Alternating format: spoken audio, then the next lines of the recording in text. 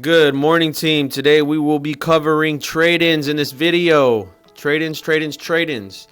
So we're gonna go ahead and discuss a couple topics here. So we have trade-ins for customers. We also have buy-in programs for phones. So all this is gonna really dictate what we do. So the first thing we really want to do is have the phone with us. The first thing we're gonna do is what I'm about to show you. We're gonna check the ESN. Meaning we're going to check the IMEI, make sure there's nothing funky going on. And there's multiple ways to do this. I'm going to show you guys a couple. We're going to go to check ESN free. You get 10 of these a day. So, this is good. We're going to go ahead and select our US blacklist first. Right now I have a Sprint phone. And I deciphered this by swapping in SIM cards on and out until my SIM not supported logo went away, and it went away with the Sprint chip. So I'm going to go ahead and type in the IMEI here to show you guys what I'm talking about. The process is fairly easy. You just have to be very, very thorough and just trust the process. If you need any help, always revert back to this video. There's always good information on here. Or you could always just, contact one of your administrators or associates, and we will be able to help you out here. Forgive the internet's a little slow. So here we go. We got the results back, and it comes back as passed. So this means this phone is clean. Now I've had this phone in my possession for a few months now, so this is typically going to be good. Sprint devices with balances on them will not let you go back to Sprint until after 3 months, or until that number has been deleted, and we can go ahead and use that phone again. You could also use it on Boost, but we're gonna go ahead and show you how to do that in a bit. So what we're gonna do here, we're gonna do the Sprint, and then we're gonna check it for Sprint and see. So the reason why they have Sprint, they have the US blacklist, and they let you check for balances is because T-Mobile, Verizon all have these different things. So see, we get an error result here, but the NCIC passed. So not biggie here. We're gonna go ahead and go to Sprint Financial Check just to show you guys. And then we're actually going to get to the main source to where we want to check this phone to make sure if anything's good with it or anything's bad. And I'll go ahead and pull that up while the results go here. So what we're going to do is Sprint ESN check. And we're going to pull up to Sprint bring your own phone. Any of these that'll pull this up, you're going to be good. We're going to go ahead and check back here. Again, we have an error for Sprint Financial. It's okay. We'll go bring your device. We'll go straight to the source. Okay.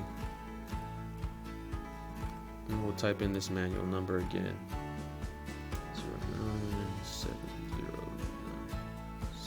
09706370.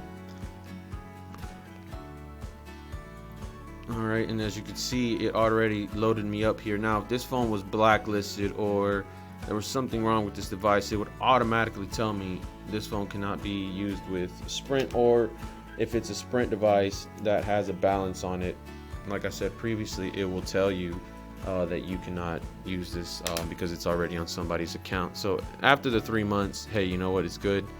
This is also a good thing here to know if a phone has been remanufactured or fixed or anything on a different frame. You always have here the identifiers. It's the 8 Plus Red 64 gigabyte. I can verify that as the phone is here with me. Now once we get here and we're sure that this device is clean, that it does not have a pending balance, or if it does, that it's now still good here and that it's not on somebody's account, what we want to do is we typically use Gazelle. Gazelle, what it does is gives a good idea of what we pay for the phone. So what we want to do in here is, we'll go ahead and click sell, and Gazelle is just gazelle.com. You can find this on the shared drive as well. You sell what kind of phone that you want. Right now I'm selling an iPhone. So let's say the customer comes in and they want to, hey, how much can I get for my phone? Well, immediately we're going to go here. We know it's a Sprint phone. It is an iPhone 8 Plus, and it's 64 gigabyte. So now we have here, does the device power on? Yes. Screen fully lights up? Yes. Is the device fully functional? Speakers, cameras, all exterior touchscreen, cellular, headphone jacks, facial recognition, and fingerprint sensor if it applies. We'll click yes here. Are there any scratches anywhere? No.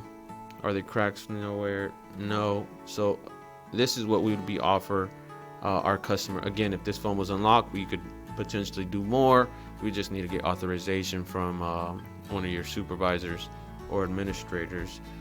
So right now, realistically, what I would tell the customer here is, about 140 or 125, and you don't want to hit them with 144 right off the bat.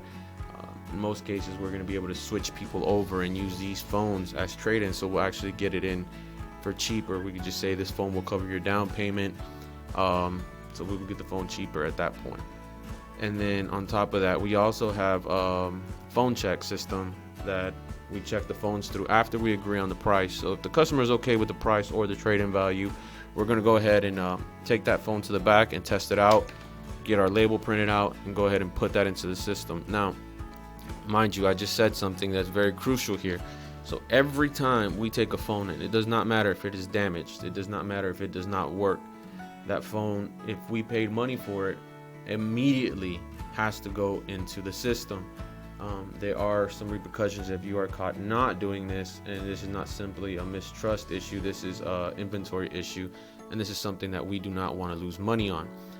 We need to keep track of all of our devices. So I apologize for the long video, but I think we covered the bases. Again, quick recap, we just learned about how to do trade-ins, what to look for, and the little nuances. If you have any more questions, please contact myself or any of your administrators, and we'll go ahead and get you set up with anything you need. Thank you for your time. Here we go.